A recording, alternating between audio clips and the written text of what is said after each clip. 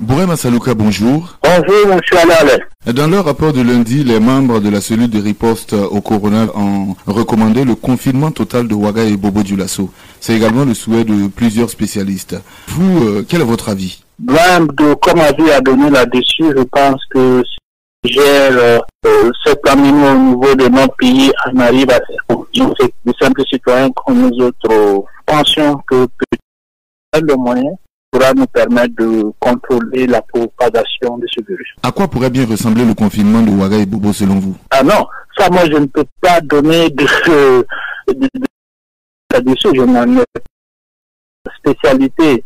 Mais si le confinement doit se faire tel qu'on le voit dans des pays européens où tout le monde est cloîtré chez lui et est interdit de sortir de l'autorisation, ça peut être un peu difficile vu que nous ne sommes pas dans les mêmes configurations économiques, nous n'avons pas le même niveau de développement économique et social. Maintenant, nous, c'est de réfléchir à trouver des voies innovantes qui soient adaptées à nos contextes pour pouvoir arriver à contrôler le flux de déplacement, d'interaction de nos concitoyens dans la ville. Le plus dur en situation de confinement, c'est l'approvisionnement. Quel mettre en place? Je précise encore que je parle en tant que citoyen qui essaie d'apporter ses réflexions là-dessus. Pour moi, il est nécessaire pour nous d'organiser le ravitaillement de nos populations si jamais on arrivait à prendre une mesure de confinement dans des villes comme Ouaga et Bobo. Vous savez qu'il y a beaucoup de gens parmi nous qui ne sont malheureusement pas assez fortunés et qui se débattent au jour le jour, qui font des petits boulots. La première grande en organisant le ravitaillement, en organisant les gens à partir de leur quartier pour que nous ne soyons pas tous dehors en train de chercher à manger et qu'à des jours fixes, par exemple dans la semaine, on puisse approvisionner les gens.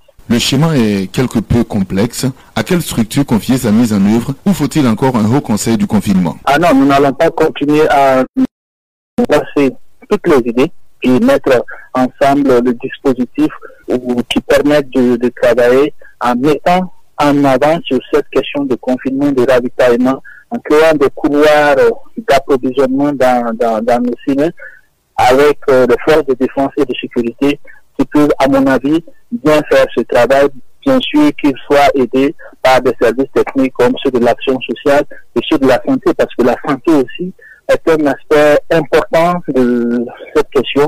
Il faudra continuellement les services de santé puissent être informés de l'état de santé des populations qui sont confinées. Ça, c'est quelque chose d'important. On a Côte d'Ivoire initié un appui financier aux ménages pour tenir les mesures. Est-ce envisageable au Burkina? Je pense que ça peut être envisageable au Burkina, mais la difficulté, à mon avis, c'est que nous sommes pris par le temps. Comment est-ce qu'il va falloir faire un changement qui soit effectivement dans le besoin dans nos villes et de pouvoir leur donner ce soutien financier là. Je pense que ça risque de nous faire perdre plus de temps au moment où nous en avons pas. Il faudra mettre, à mon sens, un dispositif qui permette de ravitailler les gens, soit en termes de coupons de rationnement aux gens, et que les gens ne soient pas obligés de sortir pour aller s'aligner pour chercher ces vivres-là. Dans votre carte, et vous avez votre coupon de rationnement, on vous descend vos produits. Ça peut se faire. Mais mettre en place encore des comités, décider qu'on va donner tel montant à telle personne, ils vont aller quand les marchés et les yards sont fermés. Je ne pense pas que ce soit une bonne solution qui soit adaptable à notre cas particulier. Autre difficulté au Burkina, l'incivisme. On a vu la preuve lors des premiers jours du couvre-feu. Quelles mesures collectives prévoir? Bon, si tant est que vous vous situez dans une disposition qui soutienne que la coercition, en entendant par coercition la violence, puisse amener les gens à être assagis et à respecter les règles. Je ne sais pas quel résultat ça peut donner, mais de ce que je retiens, il faut que nous menons cette lutte-là aussi au niveau communautaire, entre nous-mêmes dans nos quartiers, dans nos familles, que nous parlions. Peut-être que ça va apporter davantage de résultats. Nous pouvons décider, par exemple, dans notre CIMEC, les chefs de ménage, nous aurons chacun un contrôle sur ce qui se fait au sein de ce CIMEC-là. Que si nous voyons quelqu'un qui adopte un comportement qui va mettre en danger la santé de tous, eh bien, qu'ensemble, nous réunions, on peut faire cela.